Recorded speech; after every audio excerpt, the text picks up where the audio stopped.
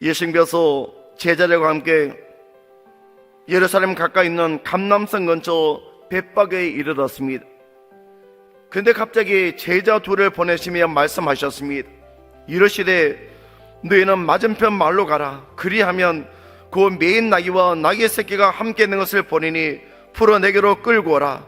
만일 누가 무슨 말을 하거든 주가 쓰시겠다 하라. 그리하면 즉시 보내라 하시니, 갑작스러운 예수님의 말씀이었지만 제자들이 순종했고 가서 나귀를 끌고 왔습니다. 예수님께서 나귀 위에 타시고 예루살렘으로 입성하셨습니다. 세상의 왕이 자기 성에 들어오더라도 군악대의 나팔 소리가 울려 퍼지고 하늘에서는 오색 찬란한 꽃님들이 떨어지는 화려하고 웅장한 모습입니다. 그러나 예수님의 모습은 우리가 왕의 입성이라고 말하기에는 너무나 초라하고 볼품없는 어린 나귀를 타고 입성하셨습니다. 그렇다면 왜 예수님께서 어린 나귀를 타셨습니까? 이것은 예수님께서 구약에 예언된 메시아심을 보여주신 사건입니다. 그러므로 우리는 약속대로 오신 예수님을 통해 하나님의 약속은 반드시 이루어진다는 믿음을 가지고 삶을 살아가야 합니다. 아울러 나귀를 타고 입성하신 예수님의 모습은 우리에게 새로운 메시아의 모습을 보여주고 있습니다. 이사야 선지자는 예수님을 가리켜 평강의 왕이라 했습니다. 여러분, 나귀가 상징하는 것이 무엇입니까? 나귀는 온유와 겸손과 평화를 상징합니다. 이 말에 예수님께서 신분대로 낫다는 것을 의미하는 말이 아닙니다. 예수님께서는 온유와 겸손으로 평화를 주시기 위해 오신 분이신 것을 말씀하고 있습니다. 여러분, 예수님 오신 목적이 무엇입니까? 죄로 인해 단절된 하나님과 인간과의 관계를 화해시키기 위해서 이 땅에 평화를 주기 위해 오셨습니다. 그러므로 우리는 예수님으로 인해 하나님과의 관계가 회복되었음을 믿고 화해의 삶을 살아가야 합니다.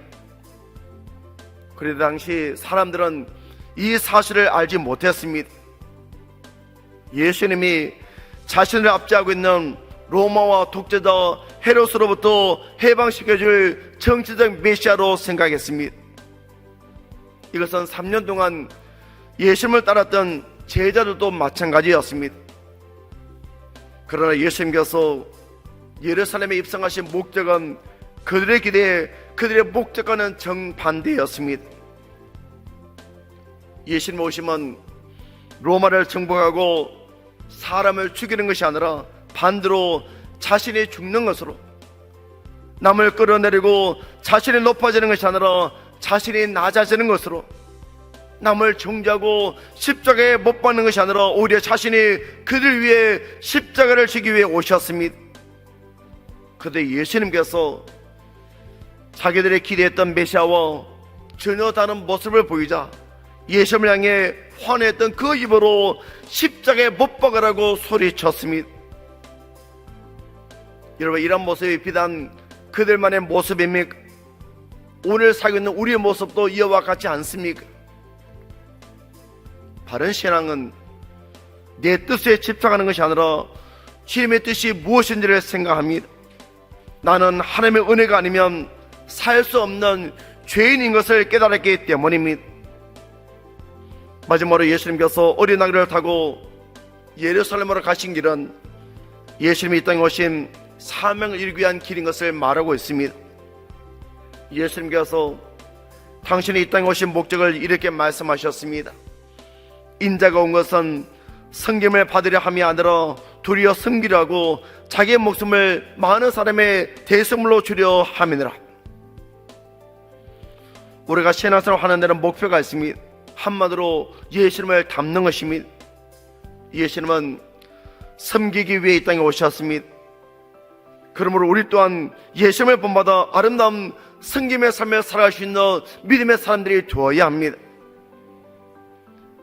그래서 우리의 왕 되신 예수님께 호산나를 외치며 구원의 감격과 은혜를 체험하며 살아갈 수 있는 믿음의 사람들 되시기를 간절히 축원합니다.